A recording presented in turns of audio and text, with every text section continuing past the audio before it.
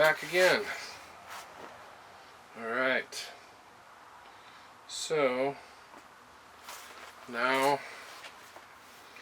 let's see. This is about quantum gravity, ultimately.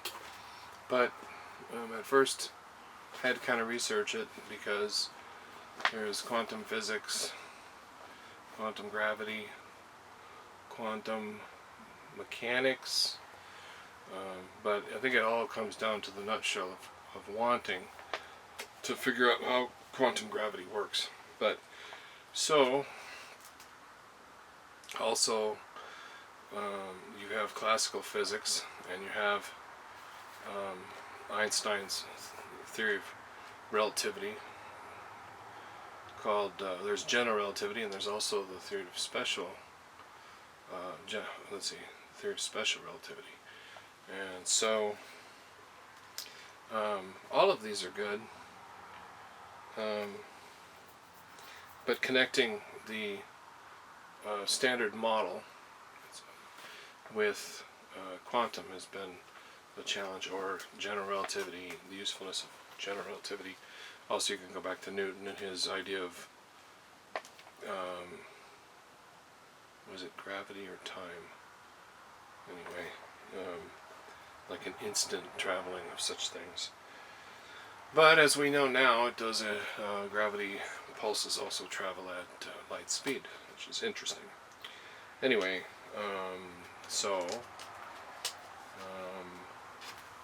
we are in a dualistic corpuscular time. How, you might say? I would say because this is space-time, and superposition is another it's one of the dualistic corpuscular times set in a singularity.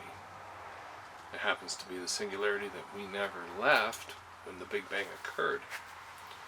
Big Bang didn't go outwards, so to speak. It does what it does. So a singularity is a dualistic corpuscular time setting, reality maker, and particle reunitizer, base particle reunitizer, and then the substructures thereafter would also be modified.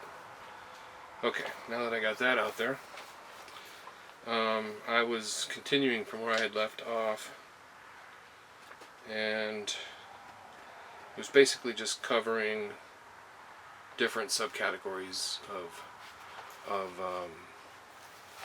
realities like ours. So when you realize that every black hole is a dualistic corpuscular time setting, reality maker, and particle reunitizing, that's why it goes dark when the event horizon, it goes dark because it's reunitized by the gravity inside of the singularity.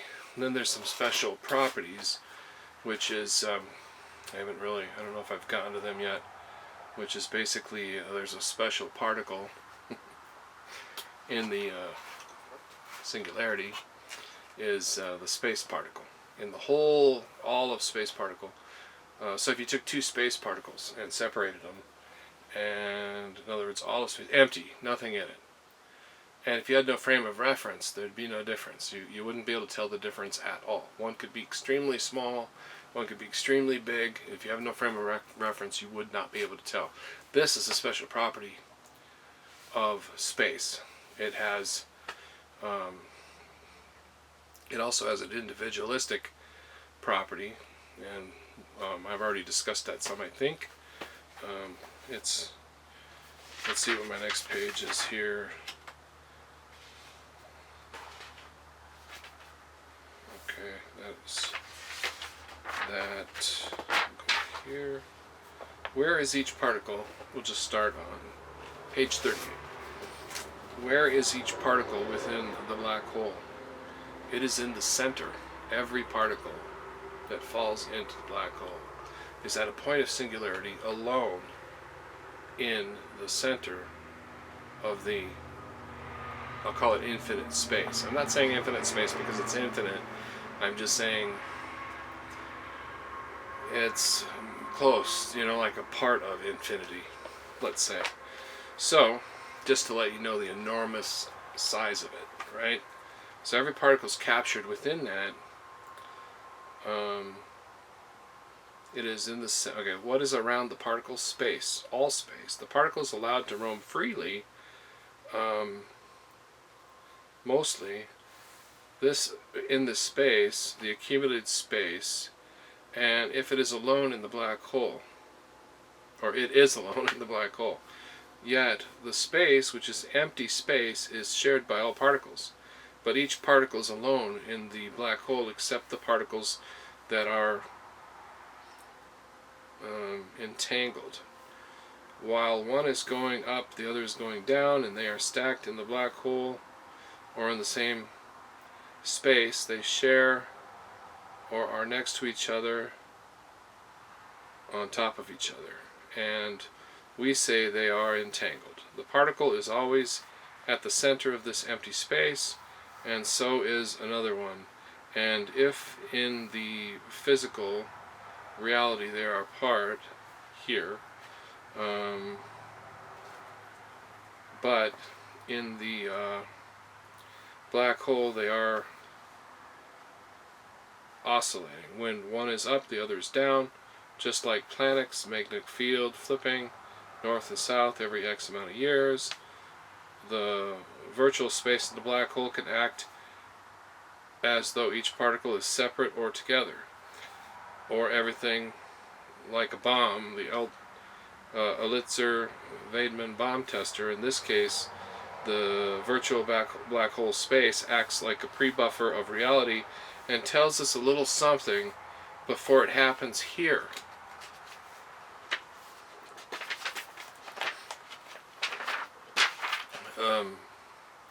A lot of what I'm saying, I just say it, and it needs to be refined, some of this.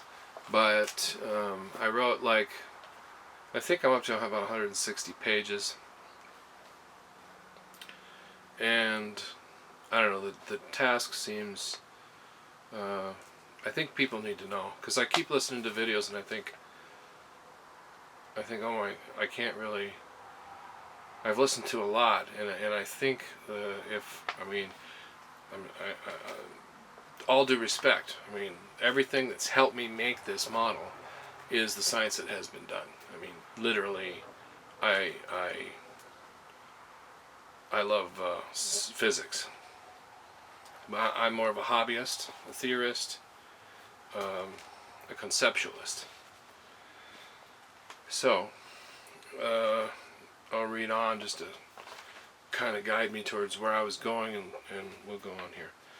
Because reunitized time particles, because reunitized time particles' diameter have created a buffer of virtual energy and virtual space and spaces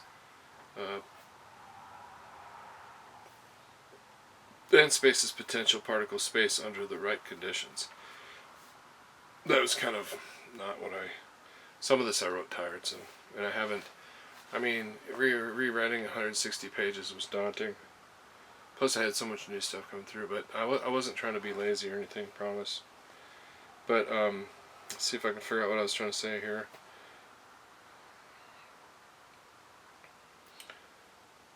Because reunitized time particles' diameters have created a buffer of virtual energy space, and space potential, or potential particles in space under the right conditions. I think give us our particle manifestations through constant collisions or frequency matches, like us and everything consistent in matter. Googleplexes of pulsating interconnections, from the strong force to the weak force. Gravity creates it all. Gravity creates new corpuscular times according to mass, rotation, and the centripetal force of the black hole pulling everything. And what stops it at an equilibrium, you may ask? Centrifugal force from the particle. And this neutral level creates a new diameter. Say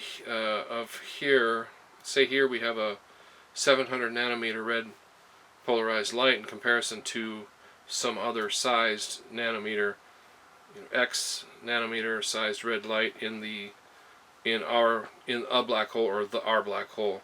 The beautiful chemical bonds, like in an almost infinite lattice of particles, like virtual particles colliding at various places, would look like springs and Christmas tree lights if you could see them. You can now see that elements are likely linked by loops tying them all together. Frequencies of loop of dynamic electromagnetic forces, like a woven fabric. And yet it's not actually strings. It's actually an orbit. An orbit around an accumulator. I mean, around a accumulator. Kind of. Like a singularity. A gravitational attractor. So, let's see. Between our space and quantum space that creates this masterpiece we live in, like a symphony of light. You've heard string theorists talk very similar to that, but in this case, I don't know if I've drawn a picture for you to really know what I'm talking about yet or not. You can ask questions and I'll try to do a follow-up to explain. Explaining gravity at a quantum scale, quantum properties of space and time. Each particle, as if it is in space alone. One moment, I'm going to check see if this thing's still going. Good, I had to turn the auto off. Okay. As if it is in space alone. This allows it to flow anywhere in space. So the space particle is one, but each particle, the base particle that is not named, we just can call it the base particle, whatever it is. And it's not gravity. It's the constituents of all matter, and that base particle is reunitized. And if it wasn't, we wouldn't be here. So when that base particle is reunitized, every point in space, I mean, they're wondering, they often say, why is there a weak force? Why is gravity so weak? It's because at every point in space, I believe at the Planck length, and the Planck length is where it is cancelled, because every point is the center of that singularity, and because because every point is the center, it ends up canceling all the gravity, except for lower than the Planck length, and that's the leakage, a very tiny leakage.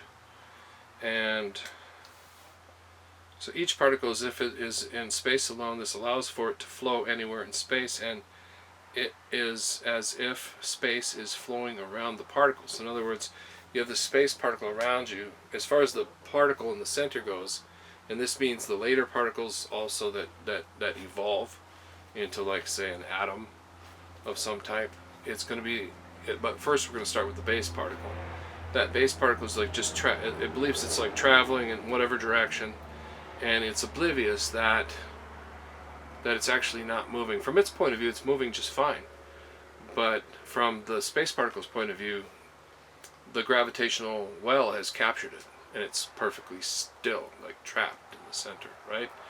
But the space particle is actually flowing around. It says, again, I've said this once before, it's like you're going down a hallway and you're walking down, and the bricks behind you are like flowing around and building at the front of the hallway, and you just keep walking and walking and walking. As far as you can see, this is just a really long hallway, but in reality it's a limited hallway.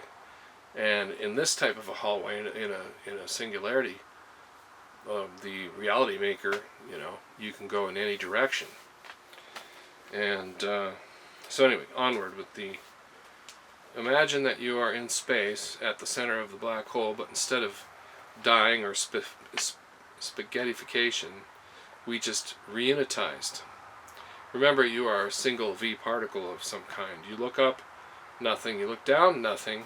You look right and left, nothing. But you look forward and nothing, and backward nothing, and you travel in any of these directions, and you feel good traveling in any direction. But you can't compare yourself to anything, so you don't have any orientation. This is how every particle or base building block feels inside of the black hole, if it could feel. Each particle can connect to other particles. They act as though they are in the black hole alone and also together. Now, light can have multiple pages and can be divided. It is likely that this can happen with all particles. So pages are like stacked isolations. Light can divide itself between these pages. Each particle is as if it is on its own in the black hole, and as if they are all stacked on top of each other. General relativity states that if light goes faster than light here, then it travels back in time, and this is exactly what's happening with the overlapped superposition experiments. A super clean explanation, and Albert Einstein strikes again with a little nudge into the black hole to realize it is corpuscular time, relative corpuscular time. Light enters into a black hole and it is reunitized. The Big Bang, we never left. The Big Bang occurred and we never left the singularity. We're in it. We are in the singularity, at least in one half of it. Hey, it's not my rule. It's the scientist's rule that nothing can get out of a singularity. So they basically have described a singularity at the beginning, and it can dawn on you. You can say, well, how could have it just blown outward into what? It didn't ever get out. It formed the singularity, and this is the singularity. So reality bulges out of it, and then the white hole emerges. And the white hole, not defined like a white hole that you're familiar with, not like a gravity well spewing out a bunch of matter. Although that's kind of what it is, because we're in the end of the gravity well, and it spewed out matter into a space particle, looking at all of space like one particle. That's the special particle. Two is that particle split into little Planck lengths, that each one of those acts like a little particle of its own. That's how gravity gets canceled throughout, except for the weak force.